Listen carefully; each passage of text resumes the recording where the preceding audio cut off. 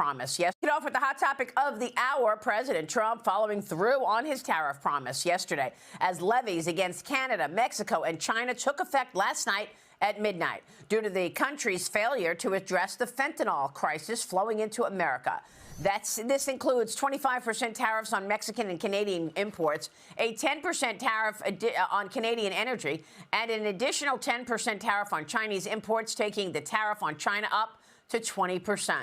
We've got retaliation across the board. Beijing has retaliated with a 15% tariff on U.S.-grown chicken, wheat, corn, and cotton, and a 10% tariff on soybeans, pork, beef, seafood, and fruits.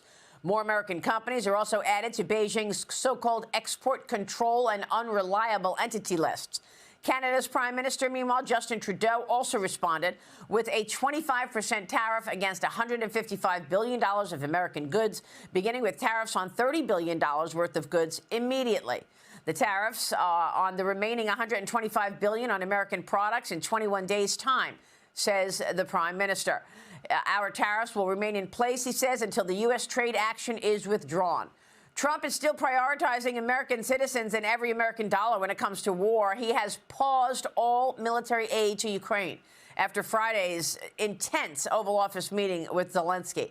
The Ukrainian leader told reporters yesterday he thinks a deal to end the fighting is, quote, still very, very far away. And he believes Ukraine's partnership with the United States was strong enough to keep and aid flowing into Ukraine. Trump commented on Zelensky's prediction. Watch this. I want to see it end fast. I don't want to see this go on for years and years. Now, President Zelensky supposedly made a statement today. He said he thinks the war's going to go on for a long time. And he better not be right about that. That's all I'm saying. Vice President J.D. Vance sitting down with Fox's Sean Hannity last night with perspective. Watch. You have Zelensky. He goes to Europe, and a lot of our European friends puff him up. They say, you know, you're a freedom fighter. You need to keep fighting forever. Well, fighting forever with what? With whose money, with whose ammunition, and with whose lives? The president is actually taking a much more realistic perspective and saying, this can't go on forever. We can't fund this thing forever. The Ukrainians can't fight forever. So let's bring this thing to a peaceful settlement.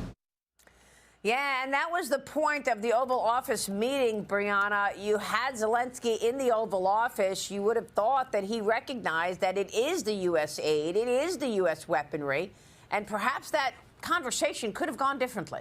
It absolutely could have gone better. You know, when Joe Biden was in office, Zelensky spoke to him in a very similar fashion. The only difference is that Joe Biden was not willing to call Zelensky out for